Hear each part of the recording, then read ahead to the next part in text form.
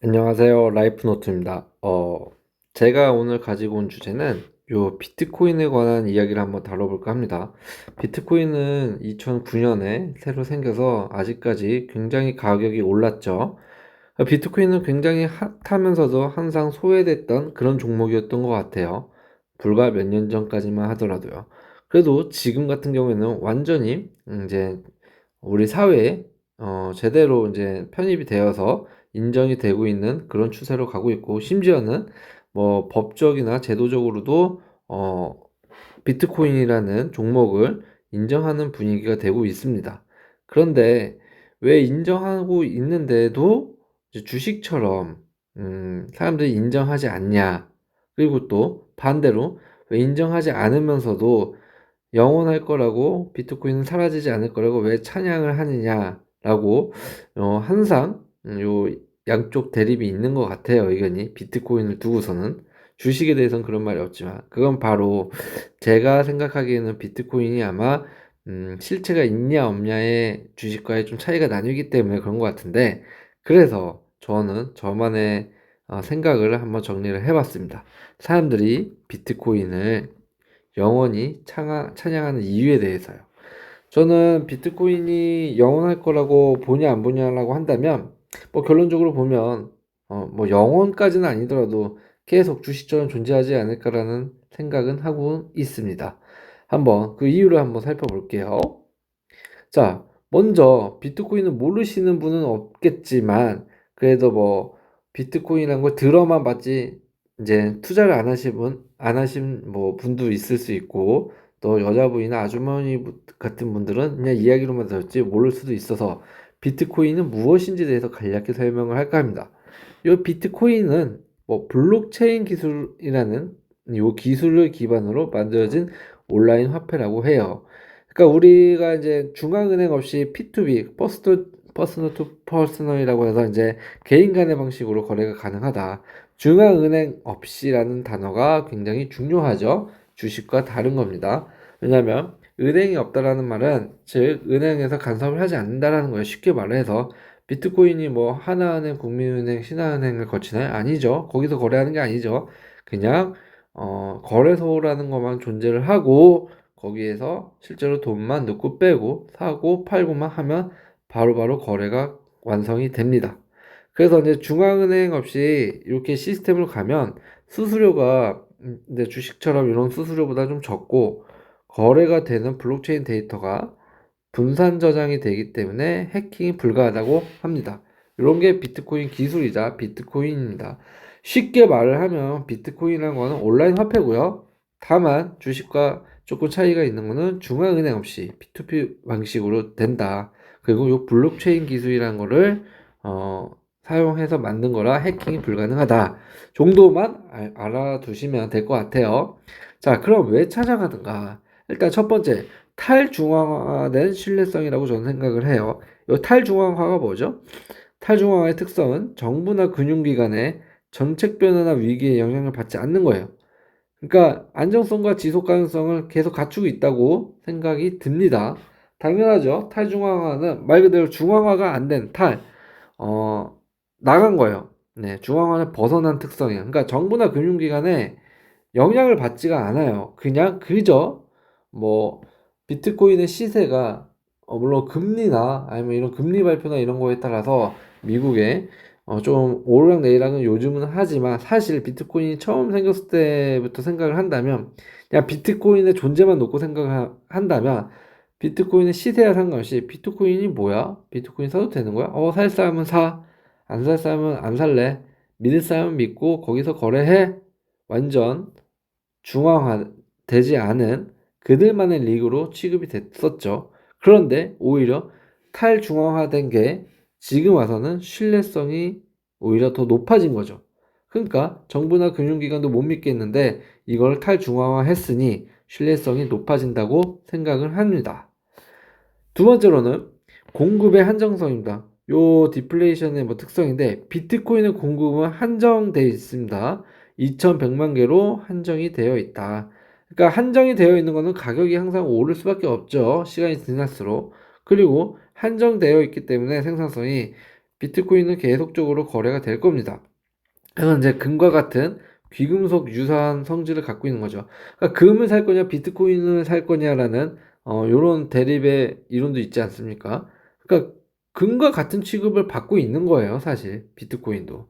그래서 시간이 지남에 따라서 가치는 더 높아질 거다. 왜냐? 인플레이션을 막을 수 있는 방법은, 그리고 인플레이션을 내가 내 자산에서 해소할 수 있는 방법은 비트코인이다. 라는 그런 생각과 인식들이 오히려 그들만의, 그리고 비트코인을 믿고 구매를 하고 거래를 하는 사람들이 찬양을 하는 거 아닌가. 그래서 가치가 상승한다고 생각을 하는 거죠. 그런 분들 때문에 더 비트코인은 지속이 될 거다. 사라지는 것이 아니다. 한순간의 꿈이 아니다. 라는 그런 이론인 것 같아요. 자, 세 번째로는 투자 자산으로서의 가치입니다. 요게 가장 좀 중요한 것 같은데, 많은 사람들이 이제 디지털 자산이나 가상 자산으로 이제 인식이 생겨 버렸죠. 그 말은 아까 금같이, 금 대신 뭐 살래 하면, 금도 사실 요즘은 금은방 가서 금을 사지 않습니다. 이제 금도 사고 팔고 하기가 힘들기 때문에 주식 시장에서 금도 사는 상품을 만들었죠. 그래서 금도 살 수가 있어요. 금도 이제는. 때문에 금과 같은 온라인 화폐와 같은 가상 자산으로 인식이 되는 하나의 투자 자산이다.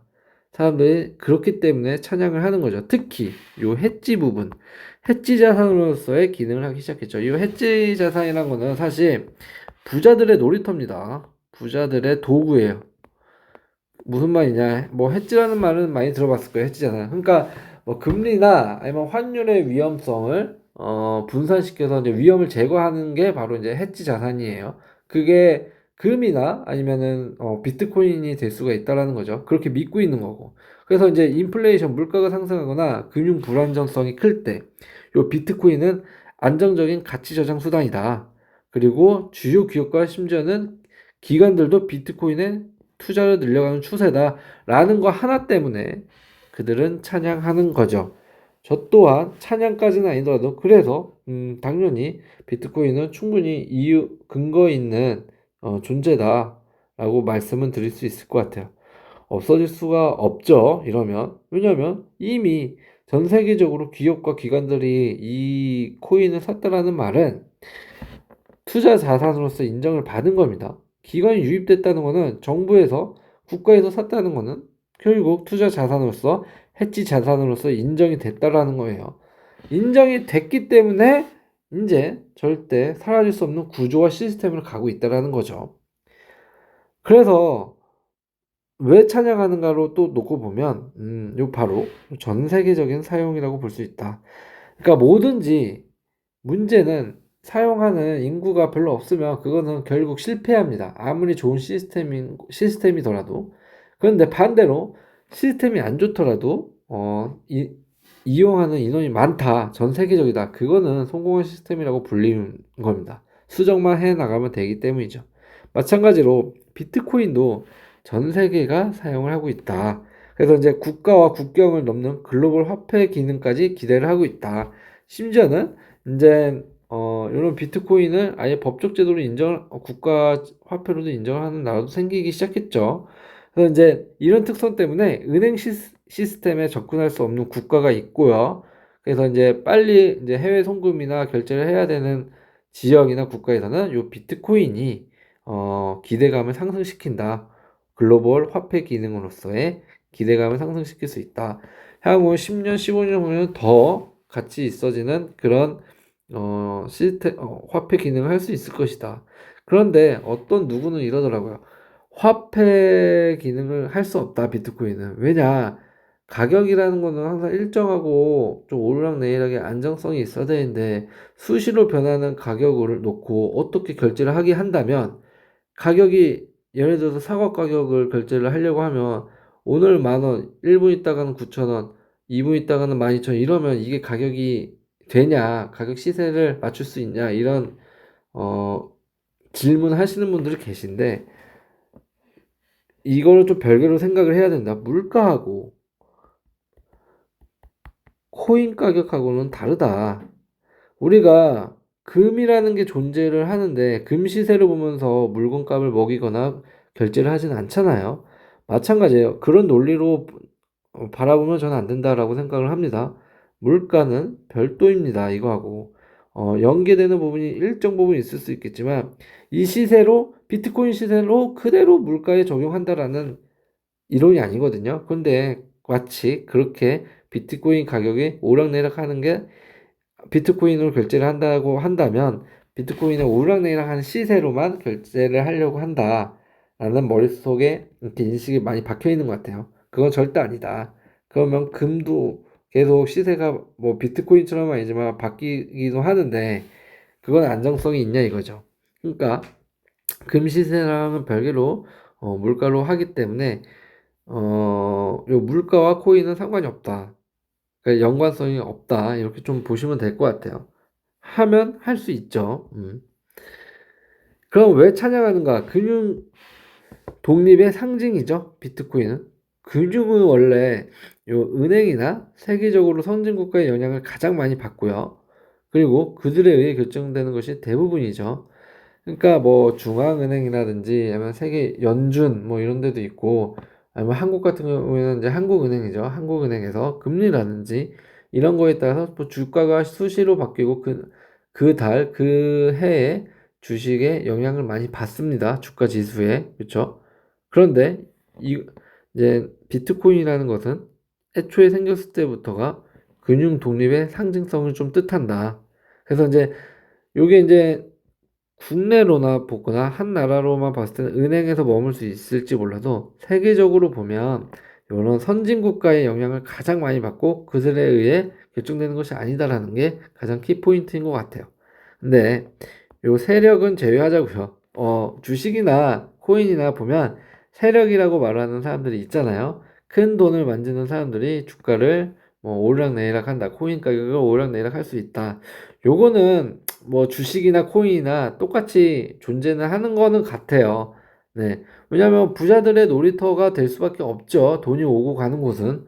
그런데 코인 시장도 어쨌든 간에 전 세계적인 돈이 몰린다면 전 세계인이니까 전 세계 중에 갑부들이 얼마나 많겠습니까?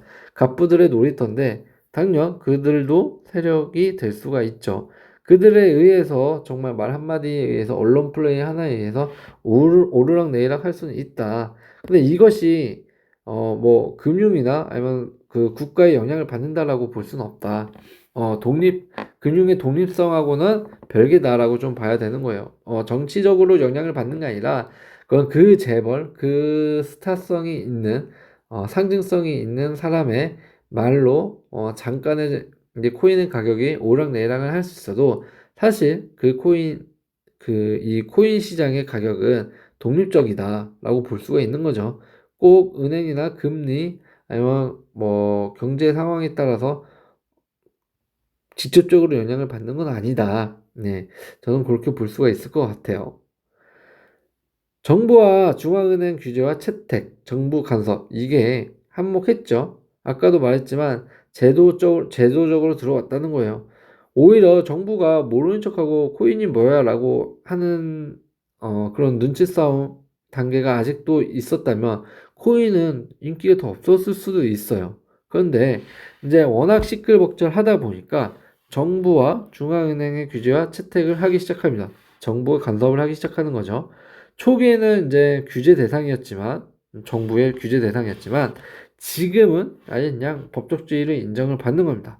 법정 화폐로 쓰고 있는 나라가 엘사바도르라는 나라가 있죠. 대통령이 지금 엄청 올라서 지금 기사에도 났죠. 돈을 많이 벌었다 나라가 그런 말이 있습니다. 그만큼 이제 법정 화폐로서도 이미 인정한 나라가 있다. 이게 지금은 몇 국가가 안 되지만 나중에 20년, 30년, 심지어는 50년, 100년 후에는 과연 법정화폐 인정으로 되는 비트코인이 화폐로 인정되는 나라는 과연 몇 개가 될 것인가? 라는 것 때문에 의문을 던지기 시작한다면, 이제 비트코인은 계속 영원할 수밖에 없다라는 이론으로 치닫게 되는 거죠. 그러면 이런 말 많이 들어봤을 거예요. 요즘 들어서 양자 컴퓨터 이런 말 합니다. 양자 컴퓨터가 개발이 된다고 합니다. 그럼 해킹 위험이 상승하는데 미래에 사라지는 거 아니에요? 이론적으로는 사라지는 게 가능하다고 하더라고요. 이론적으로만 놓고 본다면 아주 확률이 0%는 아니다. 다만 해킹 위험이 발생하면 또 그에 맞는 저는 백신을 누가 개발하지 않을까요? 지금 그 해킹 위험으로 양자 컴퓨터 개발돼서 해킹 위험으로 비트코인이 사라질지 여부를 판단하고 논의하는 것 자체가 너무 무의미하고 의미 없다. 확률이 0%다. 라고 좀 볼 수 있을 것 같습니다. 비트코인은 절대 사라지지는 않을 거예요. 하지만 주식처럼 뭔가 계속 옵션들만 더해진 채로 진행이 되겠죠. 심지어는 지금 파생 상품까지 해외에선 파생 상품이 나왔죠. 코인 파생 상품들이 계속 나오고 있다. 코인은 앞으로 발전하고 상품들이 많이 나올 거예요. 왜냐? 이미 정부에서 인정을 했기 때문에 이제 나온다는 거죠. 이제 코인도 아직은 과세를 안 하지만 언젠가는 법적으로도 과세를 하지 않을까라는 생각이 듭니다. 그런데 앞에서 말한 거는 코인 사라지고 과세를 하고 이거는 둘째 문제인 것 같아요. 비트코인이 사라지지 않는 확률이 여러분들이 코인 투자로 성공할 확률을 높인다는 건 아닙니다. 꼭 호재거리는 아닙니다. 오히려 저는 호재가 아니라 악재라고 저는 생각을 합니다. 왜냐? 코인 투자가 더 성행할 거고 여러분들은 투자를 하면서 마이너스가 될 확률이 더 커질 수가 있기 때문이죠. 생각을 해보자고요. 주식이 사라지지 않는다고 해서 우리가 주식으로 모두 성공을 했나요? 못했죠. 지금 인터넷이나 매체에서 뭐 코인은 무의미하다. 심지어는 빌 게이츠도 이런 말 했죠. 비트코인은 정말 필요가 없다. 사용될 수 없다. 되게 회의적으로 말을 대놓고 얘기를 했죠. 그거는 뭐 가상자산 화폐가 아니다. 정말 바보들이다. 뭐 이렇게 정말 많은 욕을 하고 그냥 회의적으로 얘기를 했더라고요. 네, 빌 게이츠가. 네. 그만큼 얘기를 해서 코인 사라지는 거 아니냐? 불안해할 수도 있지만 뭐 세력이죠, 빌 게이츠도. 그렇게 얘기를 저는 생각을 할 필요가 없다. 왜냐? 여러분들은 이미 코인이 사라지고 안 사라지고가 중요한 단계가 아니다.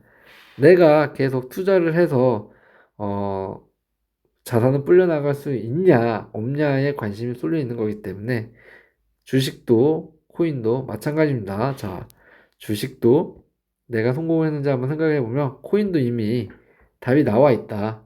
여러분들이 코인으로 어, 코인이 계속 존재한다고 해서 과연 이게 나에게 득이 되는지 실이 되는지는 한번 요 부분을 생각해 보면 알 수 있지 않을까라는 생각을 해봅니다. 오늘도 시청해 주셔서 감사합니다.